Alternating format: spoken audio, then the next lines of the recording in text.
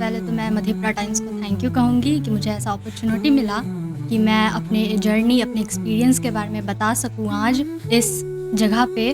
और मेरा नाम आशी गौतम है, मैं लिटिल बर्ड स्कूल से 10th रिसेंटली एग्ज़ाम्स दी हूँ और मैं स्कूल में प्ले वाइज से पढ़ रही हूँ। और आज जितने क्वेश्चंस होंगे मैं कोशिश करूँगी इनके अच्छे से आंसर्स दूँ। स्कूल की पढ़ाई कैसी होनी चाहिए, स्कूल का वातावरण कैसा होना चाहिए? मेरे मुताबिक तो स्कूल का जो वातावरण है वो बहुत अच्छा होना चाहिए, डिसिप्लिन होना चाहिए, it should be consistent and well maintained. और वहाँ पे डाउट्स पूछने के लिए कोई हेजिटेंट नहीं होना चाहिए, सब कुछ स्मूथली जाना चाहिए और कंफर्टेबल ईजी इन्वायरमेंट बनना चाहिए।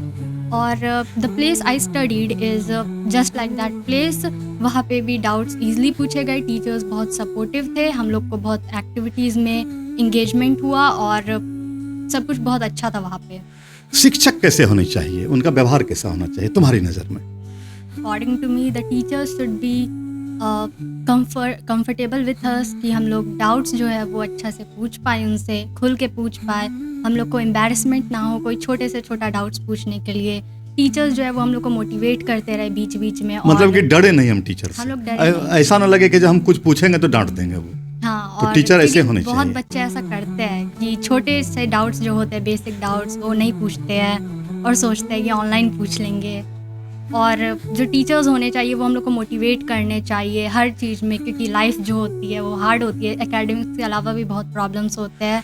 तो उन समय भी टीचर्स के साथ हम लोग थोड़े प्रॉब्लम शेयर कर पाए, क्योंकि वो लोग बड़े हैं, वो लोग लेसन्स हम लोग को दे सकते हैं, सिखा सकते हैं। तो इस कारण से टीचर्स जो है वो अच्छे होने चाहिए और हम लोग को मोटिवेट करने चाहिए, सपोर्ट करने चाहिए। मेरे स्कूल के जो टीचर्स थे they used to overwork and to solve our doubts. वो लोग हम लोग के लिए एक्स्ट्रा क्लासेस भी रखते थे, जो कि एक बहुत हम लोग ग्रेटफुल है उस चीज़ के लिए। टीचर तो होने ही चाहिए अच्छे, जो कि जिनके साथ स्टूडेंट जो हैं वो कंफर्ट महसूस करें कुछ पूछने में। वो उन्हें इस बात का डर नहीं होना चाहिए कि टीचर कहीं डांट ना दें। लेकिन साथ ही साथ हमें लगता है कि स्टूडेंट भी, हर स्टूडेंट को कभी कभी होता है कि छोटी सी बात भी जो दिमाग में आती है तो वो स्टूडेंट इस एक कहें कि हेजिटेशन है कि वो नहीं पूछता है, ये सोच करके कि ये पूछेंगे तो बाकी जो बच्चे हैं कहीं वो ये ना कहें कि जो इतनी छोटी बात भी ये नहीं जानता। और ऐसे में कभी कभी कंफ्यूजन उसका रह भी जाता है। तो स्टूडेंट को भी होना चाहिए कि अगर छोटा भी कंफ्यूजन हो तो वो भी पूछ ले, उसमें हेजिटेशन नहीं होना चाहिए। क्या तुम्हारा क्या मानना है? मेरा भी यही मानना है कि स्टूडेंट को कॉन्फिडेंट होकर पूछना चाहिए, क्योंकि टीचर्स वहाँ इसीलिए है ताकि हम लोग के हर एक डाउट्स। बिल्कुल। तो 10th के बाद कौन सा सब्जेक्ट रखने का, जैसे 11th 12th में तो चुनना होता है सब्जेक्ट, कौन सा सब्जेक्ट रखने को सोच रही है?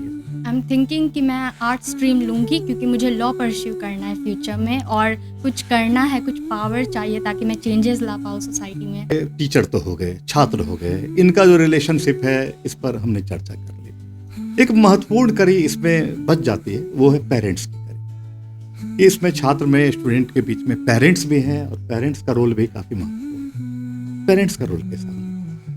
पेरेंट्स का रोल कि जब अगर बच्चे जो है वो नहीं, तुम्हारे मामले में तो अब तुम ये अपने बारे में बताओ कि फादर मदर जहाँ दोनों अगर जॉब में हो तो क्या वहाँ पेरेंटिंग में या फिर कुछ, क्या एक समय का तो अभाव होता होगा कुछ?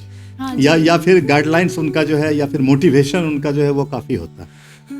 एक्चुअली स्टार्टिंग में जब हम लोग छोटे थे तब उनका गाइडेंस बहुत था, सपोर्ट बहुत था तब, क्योंकि बेसिक्स पढ़ाई कर रहे थे फर्स्ट टाइम, तो वो लोग आते थे, हम लोग को सेल्फ स्टडी करवाते थे। फिर क्लास 6-7 में ये थोड़ा मतलब उनको लगा कि अब नहीं, ये हम लोग पढ़ सकते हैं खुद से, तो फिर हम लोग ने खुद सेल्फ स्टडी स्टार्ट कर दिया, खुद से पढ़ना स्टार्ट कर दिया फ़ोन से। और जो स्कूल के टीचर्स हैं बस वही पेरेंट्स जो होते हैं, उनको अगर बच्चे कुछ अच्छा रिजल्ट कभी नहीं ला पाते हैं तो उस रीजंस को देखना चाहिए, बस रिपोर्ट कार्ड पे नहीं रहना चाहिए। और बच्चों की फीलिंग्स, उन लोग को जो करना है, जो इंटरेस्ट है, उन सब के बारे में भी बात करनी चाहिए, टाइम देना चाहिए बच्चों को। आगे का तो मेरा बस यही लक्ष्य है कि मैं ज़्यादा डिसिप्लिन्ड हूँ, ज़्यादा कंसिस्टेंट हूँ, एक अच्छा इंसान बनूँ। और मैं करियर के रूप में क्या सोचा? मुझे लॉ परस्यू करना है, लॉ पढ़ना है। वैसे मैंने सोचा नहीं है कि लॉयर या जज वो सब के बारे में उतना, अच्छा, उसके बाद पहले लॉ की जानकारी लेनी, नॉलेज लॉ लेना। पढ़ना है। एक छात्र को पढ़ाई के अलावे, मतलब कि जो भी किताबें हैं उसके अलावे किन चीज़ों को और डेवलप करना चाहिए जिससे जीवन आसान बन सके? एक स्टूडेंट को जो है बहुत सारी अलग अलग चीज़ होती है जिसको डेवलप कर सकता है।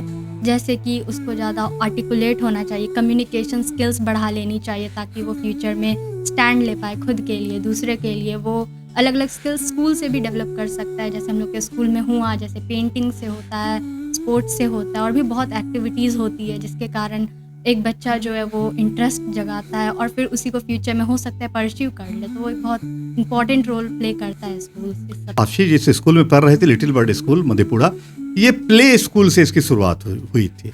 ये जर्नी काफ़ी लंबी है और हमें लगता है कि एक लंबे समय के बाद ये स्कूल जो है अब जो है ये 10th तक की पढ़ाई इस स्कूल में हो रही है। तो निश्चित रूप से यहाँ स्कूल में जो भी कमियाँ शुरू से नज़र आ रही होंगी, जो भी यहाँ टीचर्स हैं, जो भी उन कमियों को दूर करके फिर आज इस मुकाम पर पहुंची है कि एक बेटी इस तरह फर्राटेदार सारे सवालों का जवाब दे रही है। आशी अपने स्कूल की प्रिंसिपल, लिटिल बर्ड स्कूल की प्रिंसिपल नंदिनी बरनवाल जी हैं, उनके बारे में थोड़ी जानकारी दो कि मेरी जो प्रिंसिपल मैडम है वो एक्चुअली मेरे लिए एक इंस्पिरेशन थी, क्योंकि पहले मैं बहुत गलतियाँ करती थी तो वो मुझे करेक्ट भी करती थी, ध्यान देती थी, प्रोग्रेस करवाती थी, इम्प्रूवमेंट लाती थी मेरे में। और क्योंकि मेरी दीदी इसी स्कूल में पढ़ रही थी और 10th और 12th यहीं से किया, और मेरी छोटी बहन जो है वो इसी स्कूल में पढ़ रही है फ़िलहाल। तो इस स्कूल से मेरे फैमिली को बहुत ट्रस्ट था, बहुत पहले से ही मैम से बहुत ज़्यादा ट्रस्ट था पहले से ही स्कूल से, और मैम ने जो है वो बहुत एफ़र्ट्स लगाए स्कूल के लिए और स्कूल को बहुत अच्छा किया, जो कि मैंने खुद अपनी आँखों से देखा है। और बस हाँ। तो क्या तुमको लगता है कि एक जो खास करके जो प्रिंसिपल होती हैं या फिर जो एक लेडी प्रिंसिपल होती है, क्या एक स्कूल के पीरियड में क्या वो मदर का सब्स्टिट्यूट हो सकती है? जी बिल्कुल, मुझे ऐसा बहुत बार लगा कि मेरी जो प्रिंसिपल मैम है वो एज अ मदर फिगर भी है मेरे लाइफ में। उन्होंने मेरी गलतियों को सुधारा, मुझे आगे बढ़ने के लिए सपोर्ट किया। जब भी मैं नर्वस फील की मुझे बताया, मुझे याद दिलाया मेरे कॉन्फिडेंट मोमेंट्स के बारे में कि मैंने पहले क्या अचीवमेंट्स किए हैं और अब मैं कैसे इम्प्रूवमेंट्स लाऊँ अपने में।